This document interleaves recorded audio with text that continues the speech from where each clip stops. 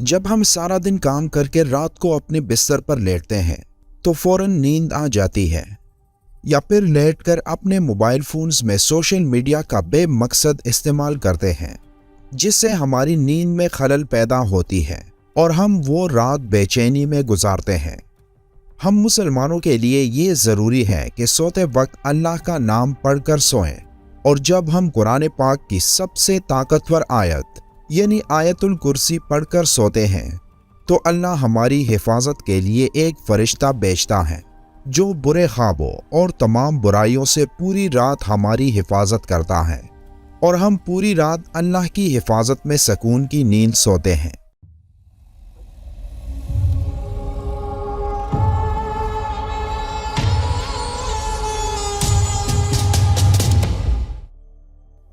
قرآن پاک کا ہر ایک لفظ ایک معجزہ اور تمام انسانیت کے لیے ہدایت کا راستہ ہے، لیکن قرآن میں کچھ آیات ایسی بھی ہیں جو اپنے اندر موجود خصوصیات کی وجہ سے ایک اہم مقام رکھتی ہیں، اور قرآن میں آیت الکرسی کو وہ مقام حاصل ہے جس میں اللہ کی حاکمیت اعلیٰ کا بہترین خلاصہ موجود ہے، اور جس کی بنا پر یہ آیت قرآن کی سب سے بڑی اور سب سے اہم آیت تسلیم کی جاتی ہے۔ حضرت علی رضی اللہ تعالیٰ عنہ نے فرمایا کہ قرآن کی سردار آیت آیت الکرسی ہے۔ جب ہم اس آیت میں موجود مقصد کو تلاش کرتے ہیں تو ہمیں معلوم ہوتا ہے کہ اللہ نے ہم پر کتنی نعمتیں نازل کی ہیں، تو ہمیں اللہ کے سامنے سجدہ کر کے اس کا شکر ادا کرنا چاہیے۔ لیکن بعض دفعہ ہم اپنی مصروف زندگیوں میں اتنا کھو جاتے ہیں کہ ہم اپنے ارد گرد اللہ کی نعمتوں کو نظر انداز کر دیتے ہیں، لیکن کہیں نہ کہیں ہمیں ہمارے ناشکرے دل کے اندر یہ خالی پن محسوس ہونے لگتا ہے کہ ہم جو بھی کچھ کر رہے ہیں یہ اللہ کے حکم اور فضل کے بغیر ممکن نہیں، تو ہم اس کا شکر کیوں نہیں ادا کرتے؟ اگر کہیں یہ تمام نعمتیں اللہ ہم سے واپس لے لے تو تب ہمارا کیا حال ہوگا؟ یہ سوال جب کسی کے ذہن میں آتا ہے تو وہ اللہ کی ان تمام نعمتوں کا شکر گزار بن جاتا ہے۔ جب ہم آیت الکرسی پڑھتے ہیں تو ہم اللہ کی عظمت کو تسلیم کرتے ہیں، اور جب ہم آخر میں یہ پڑھتے ہیں اور وہی ہے سب سے بلند عظمت والا، تو ہم اس کی عظیم طاقت کا شکر ادا کرتے ہیں۔ اور جب ہم ہر نماز کے آخر میں آیت الکرسی پڑھتے ہیں تو اللہ ہمارے دلوں کو اپنی نعمتوں اور شکر سے بھر دیتا ہے۔ حدیث پاک میں آیت الکرسی کو قرآن کی سب سے افضل آیت قرار دیا گیا۔ بچپن سے لے کر اب تک دن میں کئی مرتبہ ہم اسے پڑھتے ہیں، گھر سے نکلتے وقت، گھر داخل ہوتے وقت، سفر میں، کسی بھی مشکل یا مصیبت میں، لیکن اکثر اوقات اس کے معنی سے ناواقف ہوتے ہیں۔ حدیث پاک کے مطابق ہر فرض نماز کے بعد اسے پڑھنے سے جنت میں داخلے کی ضمانت ہے۔ جو شخص اسے صبح پڑھے شام تک اللہ کی حفاظت میں رہتا ہے، اور شام کو پڑھنے والا صبح تک حفاظت الہی میں رہتا ہے۔ روایات میں ہے کہ اس اکیلی آیت مبارکہ کے نزول کے وقت 30,000 فرشتے اور بعض روایات کے مطابق 70,000 فرشتے اترے تھے، جس سے اس کی شان ظاہر ہوتی ہے۔ حدیث پاک میں ہے کہ نبی صلی اللہ علیہ وآلہ وسلم نے فرمایا، معراج کی رات مجھے 3 نور دکھائی دیے۔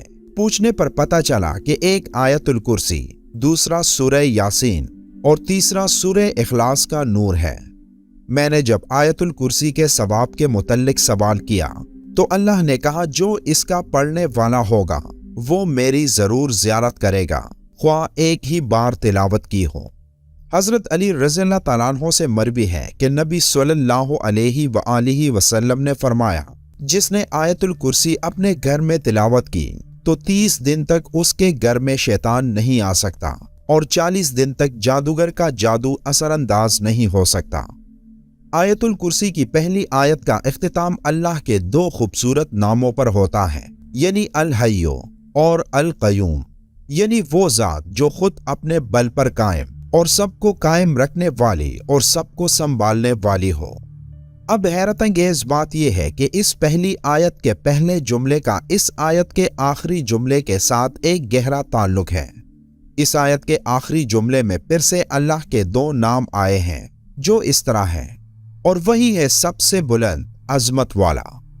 اس آیت کے دوسرے جملے میں اللہ فرماتا ہے، نہ اس کو اونگ آتی ہے اور نہ نیند۔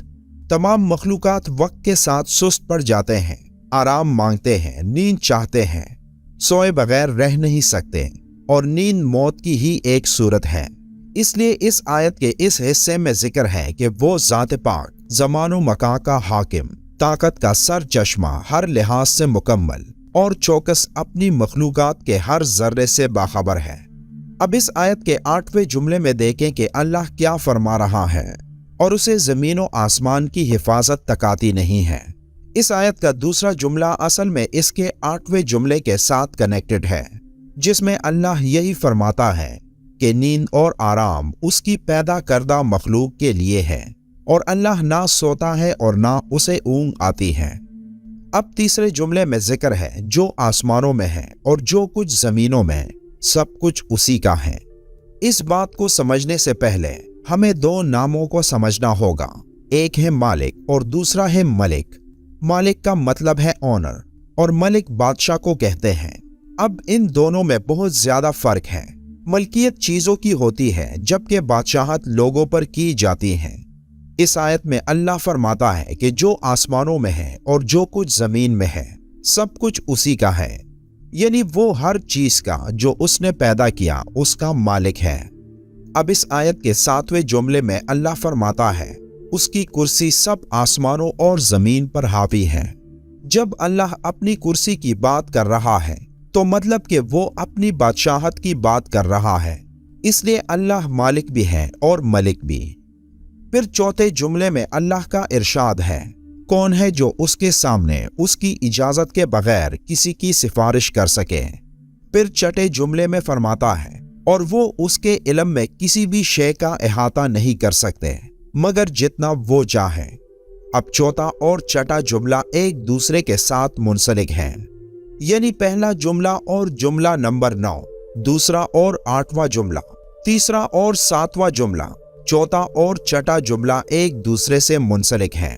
تو باقی کون سا جملہ رہ جاتا ہے؟ تو وہ ہے جملہ نمبر 5، جس میں اللہ فرماتا ہے، اللہ جانتا ہے جو ان سے پہلے ہو چکا ہے اور جو ان کے بعد ہونے والا ہے۔ یہ جملہ اس آیت کے بالکل درمیان میں ہے، جس سے پہلے اور جس کے بعد جو کچھ بھی اللہ نے بیان فرمایا اس کے بارے میں اس 5ویں جملے میں فرمایا کہ وہ سب جانتا ہے اور اس سے کچھ بھی چھپا نہیں۔ اب اللہ کے سوا ایسا کون کہہ سکتا ہے؟ بے شک قرآن اللہ کے الفاظ ہے جس کی ایک ایک آیت ہمارے لیے ہدایت کا راستہ ہے۔ اللہ تعالی ہم سب کو قرآن کریم سمجھ کر پڑھنے والا اور اس پر عمل کرنے والا بنائے، آمین۔ ویڈیو کے آخر میں ایک بار درود شریف پڑھنا مت بھولیے گا۔ ملتے ہیں ایک اور معلوماتی ویڈیو میں، تب تک کے لیے اللہ حافظ۔